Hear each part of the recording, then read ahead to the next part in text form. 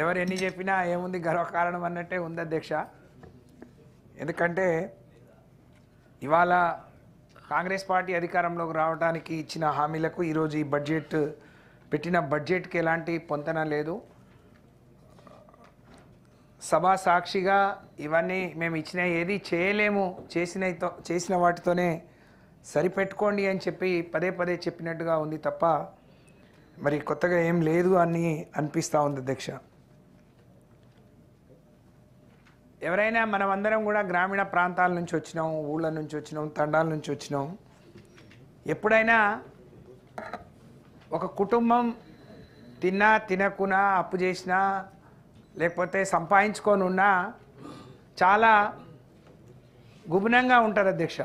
బయట ఏం చెప్పుకోరు.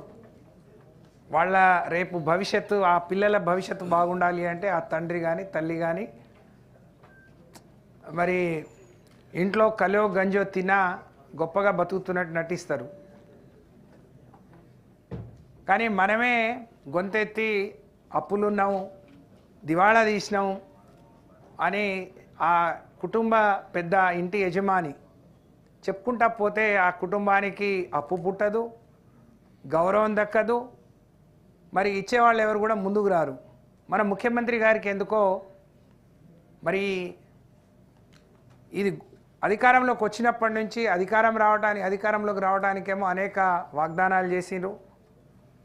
ఆ రోజు కూడా ప్రతిపక్షాలు కాదు, అధికార పక్షం కాదు, ప్రజలు కాదు, మీడియా సోదరులు అడిగినారు అధ్యక్ష, మీరు ఇవన్నీ హామీలు ఇస్తున్నారు, రాష్ట్ర ఆర్థిక పరిస్థితి ఏంది, అమలవుతున్న వాటితో పాటు అదనంగా ఇవన్నీ ఇవ్వడానికి మీ దగ్గర నిధులు ఎట్లొస్తాయి, ఎట్లా సమకూరుస్తారంటే కాంగ్రెస్ పార్టీకి 100 ఏళ్ల చరిత్ర ఉంది, బాగా అనుభవం ఉంది, మేము ఇవన్నీ మాకు పెద్ద లెక్కలోది కాదు, తప్పకుండా మేము ఇస్తామని చెప్పారు అధ్యక్ష. కానీ ఇప్పుడేమో ఏ వేదికనెక్కినా, మొన్న గౌరవ ముఖ్యమంత్రి గారు మన ఉమ్మడి వరంగల్ జిల్లాకు వచ్చి గన్పూర్ నుంచి మాట్లాడుతూ కేసీఆర్ గారి ప్రభుత్వం తలకు మించిన అప్పు చేసింది, ఆ అప్పుల వడ్డీలకు కానీ అసలు కానీ కట్టడానికి ఇబ్బంది పడుతున్నాం, అది చూసిన తర్వాత నేను అప్పు చేయకూడదని నిర్ధారించుకున్నాను, అప్పు చేసి పప్పు కూడను అని చెప్పి చాలా చెప్తే ఉన్న వాటితో సర్దుకొని ఏం చేయగలుగుతారో ఏం చేయలేరో చెప్తారని ఆశపడ్డాం అధ్యక్ష. కానీ నిన్న సాయంత్రం ఒక కార్యక్రమంలో పక్కనే మన సీతక్క గారు కూడా ఉన్నారు. ఇంత అప్పు చేసిపోయినరు, మళ్ళీ ఏదైనా చేద్దామంటే నా దగ్గర చిల్లి గవ్వలేదు, నాకు అప్పు పుడతలేదు, ఇంత అప్పు ఉంది కాబట్టి ఏ సంస్థ నాకు అప్పు ఇవ్వట్లేదు అని చెప్తున్నారు. మొన్ననే అంటే ముఖ్యమంత్రి గారు ఒక మాటకు మాట సంబంధం లేకుండా, పొంతన లేకుండా మాట్లాడుతూ ఉంటారు అధ్యక్ష. దీని ద్వారా రాష్ట్రానికి రావాల్సిన గౌరవం కానీ పరపతి కానీ మరి రాకుండా పోయే ప్రమాదం ఉంది. ఇందాక గౌరవ మా అక్క కవిత గారు అన్నట్టు మీరు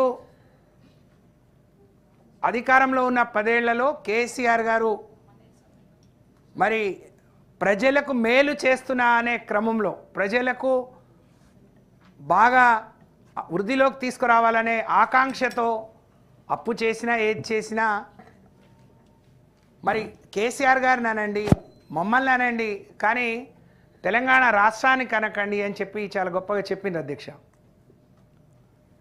మరి ప్రతి దగ్గర ఇన్ని కోట్ల అప్పు, ఇందాక నేను ఎందుకో గమనించలేదు, మా తీన్మార్ మల్లన్న గారు ఒక మాట చెప్పారు, ఒక పుస్తకంలో ఏమో 4,20,00,000 మంది ఉందని చెప్తున్నారు, కానీ ఇంకో దగ్గర సర్వేలేమో 3,70,00,000 ఉన్నది. ఏది కరెక్ట్ అన్నట్టే మీరు ఇచ్చిన మరి ఈ బడ్జెట్ పుస్తకంలో ఏమో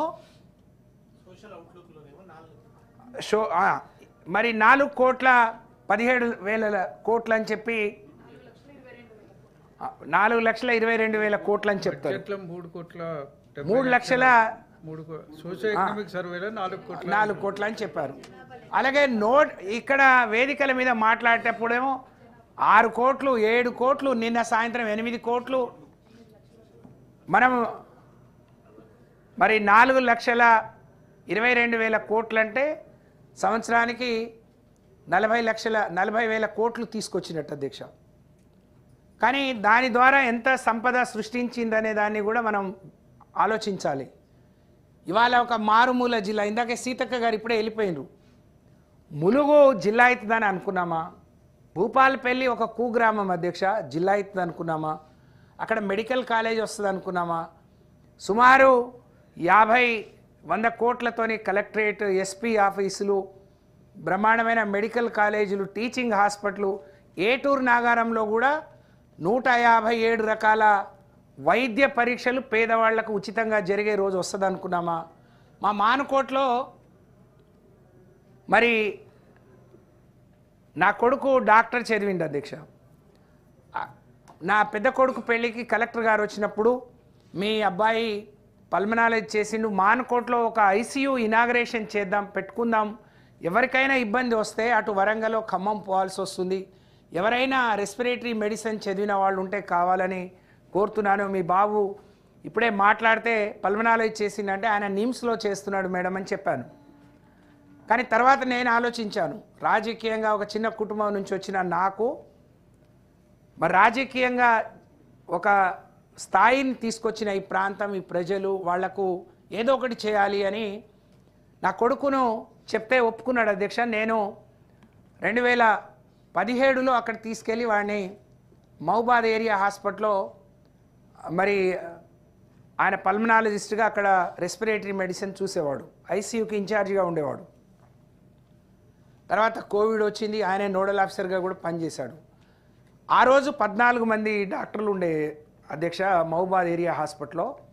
ఈరోజు చాలా గర్వంగా చెప్తా ఉన్నాను, 150 మంది డాక్టర్లు ఎక్కడెక్కడి నుంచో వచ్చి, అంటే అంత సర్వీస్ అందుతుంది అని అంటే మరి తీసుకొచ్చిన అప్పుల ద్వారా మరి ఏ విధంగా ఇన్ఫ్రాస్ట్రక్చర్ డెవలప్ అయింది, ఏ విధంగా ప్రజల జీవన ప్రమాణాలు మెరుగైనాయి అనేది కూడా చూడాల్సిన అవసరం ఉంది అధ్యక్ష.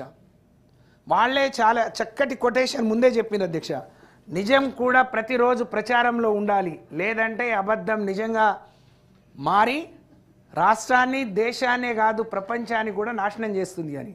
ఇప్పుడు ఈ రాష్ట్ర భవిష్యత్తును రేవంత్ రెడ్డి గారు కానీ వారి ప్రభుత్వ పెద్దలు కానీ మాట్లాడే అబద్ధాలు నాశనం చేయబోతున్నాయని చెప్పి నేను ఈ సందర్భంగా తెలియజేస్తా ఉన్నాను.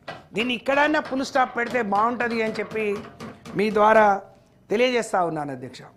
అధ్యక్ష, నేను అన్ని పాయింట్ల జోలికి వెళ్ళాను అధ్యక్ష. నేను ఒక రైతు బిడ్డను, నేను ఒక గిరిజన బిడ్డను, ఒక మహిళను, కాబట్టి ఈ 2-3 అంశాలే.